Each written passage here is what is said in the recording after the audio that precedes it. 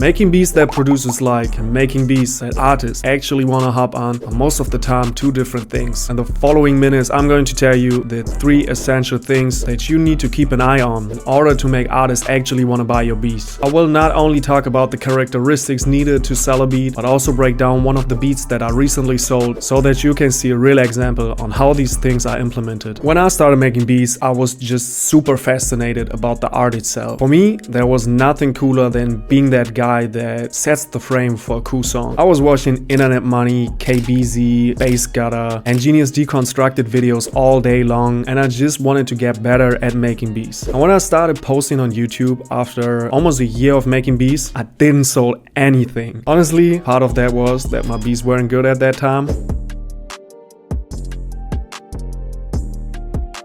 Hell no, man. What the fuck, man? And in first place, I had to improve my skills a lot in order to make my first sales. And the first field is one that I see a lot of producers don't keep an eye on at the beginning. And I realized that this is such an important field once I started using loops, and my first sales actually were beats using loops. And if you struggle selling beats using your own melodies, it's probably because your melodies are too full. When you make your first really good melodies, it gets you super excited and you just come into that flow state where you add another layer, you add another counter melody, and you just feel like you got a great composition. And also when you see these hard beats winning beat contests and all that stuff, something new is happening every 4 and 8 bars. And that's cool coming from a producer's perspective. But if you look at the biggest songs, they are usually the ones that have what I call an empty beat. Look, if you want to highlight a beat drop, what you gonna do? You take all the drums out, sometimes even the melody, and this emptiness creates another highlight. And when you now look at the voice of an artist as another instrument, how can you highlight that? By taking out other instruments. Simple as that. In 99.99999% of the songs you will ever make, the artist's voice is the highlight. If you want to make beats that actually sell, take the perspective of the customer, which are the artists. Look if there's room for voice on your beat, and if not, take out an instrument in order to create that room. And if you want to see what that looks like, you can check out this tutorial that I recently posted where I made a beat that I actually sold, and it has over 9,000 views on YouTube. The melody only has 2 melodic components in it, which is a piano and a guitar. But if you want more in-depth information about that, you can find the link in the description if you want to check it out. But if it's not your melody where too much is going on, you probably have a different problem, which is your drums are too busy. In a perfect world, the drums add bounce and groove to your beat. But if you overload the drums, it gets harder for an artist to actually perform on the beat. What I told you about the melodies also applies for the drums. If too much is going on with your drums, it overshadows the performance of the vocals. And in the worst case, it's not even possible to flow on the beat anymore. When you look at big songs once again, you will realize that they have often simple 808 rhythms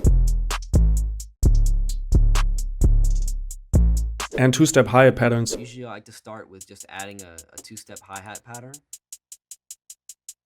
And that's because it makes it easy for an artist to try different flows. The more you emphasize your drums, the fewer opportunities you give to the artist to try out different things. A good way to avoid overloading your drums is to try to freestyle on your own beat. If it's not possible at all, take out a few things, make it less complex. Maybe other producers on Instagram and X will not tell you how hard this beat is anymore, but I promise you, artists want to pick those beats. If your melody is on point and your drums got bounce, but you still don't see any sales coming in, then you probably have a general problem with your sound, which is much more serious. Your mix is bad. If your mix is bad, there may be several reasons for this, which I would now like to discuss in detail. First reason, you use low quality drum sounds. Maybe you just downloaded a couple free packs on Reddit or BeatStars and haven't invested a single dollar yet into your drum stash. If that's the case and you need a high quality drum stash kit that you can use for all type of beats, check out the first link in the description. I might got something for you. Hey yo, and call Spring Season for 10% off.